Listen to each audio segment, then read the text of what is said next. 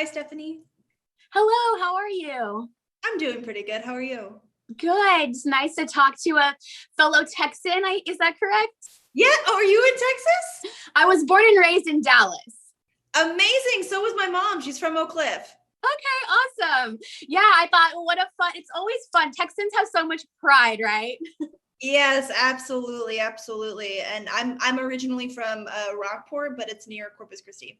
Okay, yeah, I know exactly. My mom was from Corpus. So I was Hi. like, oh, that's so fun. And I feel like Disney has a great way of finding us Texas Latinas, right? I know it's quite odd. It really is. And I definitely was kind of dumbfounded by that there in the beginning of my career. Yeah. Well, and you moved to LA in high school, is that correct?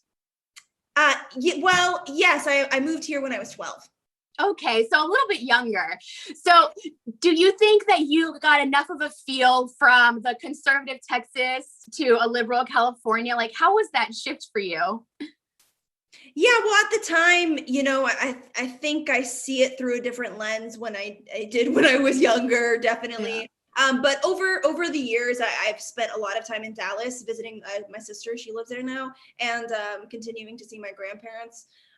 So I spent a lot of time going back there. I don't think that I ever really kind of maintained in my bubble. And I'm really grateful that I did because it was definitely a good reality check, Mhm.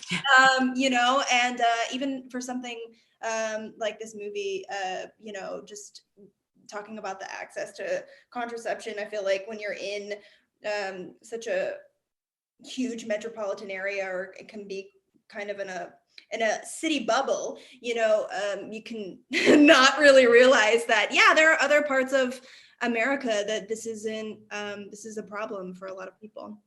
Yeah, well, and especially with the news of, I mean, you're talking about contraception in this movie, but the news today of Texas banning abortions.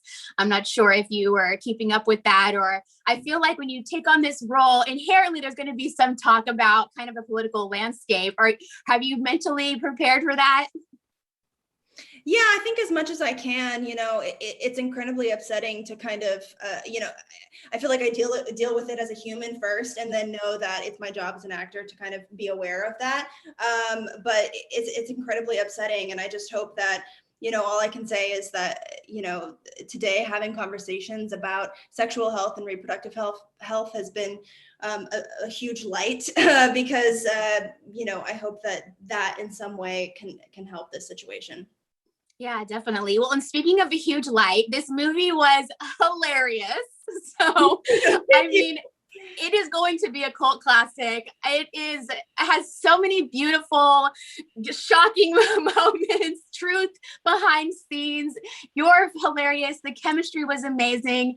I want to know all of the things. Tell me your experience kind of like walking away, from this film.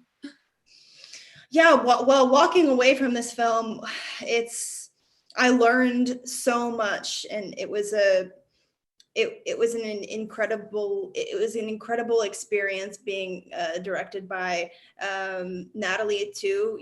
Just having a Latina behind the scenes and in that, like, in a directorial position, was like a complete dream. And I kind of had to keep pinching myself, and to know that, I had somebody kind of behind the camera that, I know that she could relate to Lupe's experience as well, was incredibly supportive.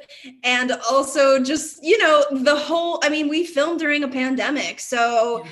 there were a lot of learning curves to get past. And I think for a lot of people, we were just happy to be creating again and working again. And that's really what I kind of took from it, the deep need for creation and human connection.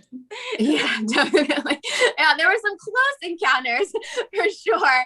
And I wanted to talk, this movie is really, of course, it's titled Plan B, there's the obvious, but it's about friendship, right? And family. But I think what I loved was the friendship aspect of this. When you take the road trip, you have all of these wonderful moments. And Texas is known for road trips. So I thought we could play a little like this or that road trip style. Okay, cool. I'm down for it. So I'd love to know. Let me see. I have some notes, but go to on your road. What's the first song you're putting on the radio? Running Down a Dream by Tom Petty. Nice. Getting it started. Yeah. I mean, there's always I love that you were like right away on it. Have you had experience with this song? I mean, I have experience on the road. I'm a big roadie. I love the road. I drive from California to Texas quite often, actually. And so, I have my specific things. I think it's whatever mood you're in. That kind of came to mind because I always kind of go back to my classic roots. But I like to listen to everything along the way. It's such a great time to give your brain a little break and enjoy music. Seriously. Okay, and if we're driving somewhere, are we going beach or mountains? Oh man, I have to say beach because I grew up on the beach. I mean, I grew up on the coast and the Gulf Coast. I have a really strong connection to it. Although I love the mountains so much, and now and it's so cool because California kind of has both. But if I'm driving somewhere on the weekends, it's down to the PCH for sure. And speaking of, as you said, you have experience with road trips. So what's the favorite road trip that you've taken? Ooh, I love this question. Whoa. Okay. Man. Oh, you really got me. I feel like this might sound incredibly selfish, but I actually took a little road trip up to Lake Placid in New York after filming Plan B. I kind of like to, if I'm able to take a little bit of time off after a project. And so I hadn't seen New York. And so driving somewhere where you haven't been before, I mean, that's the coolest. So that was really fun. It was very short. I think it was only like 4 hours up from Syracuse, but it was still very, very beautiful. Okay, last road trip question, long or short? Long. Yeah. Yeah, you gotta get that 22 hours in, Oh man, I've only done it once and I think you can take all the long road trips for us. Okay, I'll take them for you. You gotta break it up, make it fun.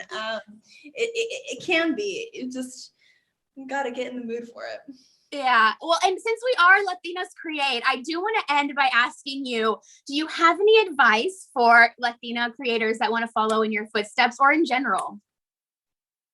Oh man. I mean, just keep at it.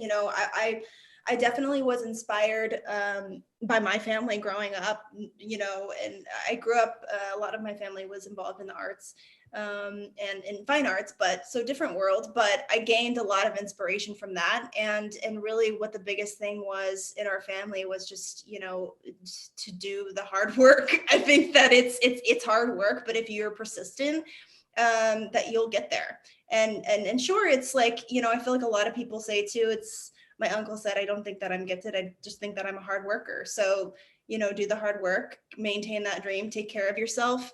And yeah, that's the advice I would give my younger self too, I guess. Yeah.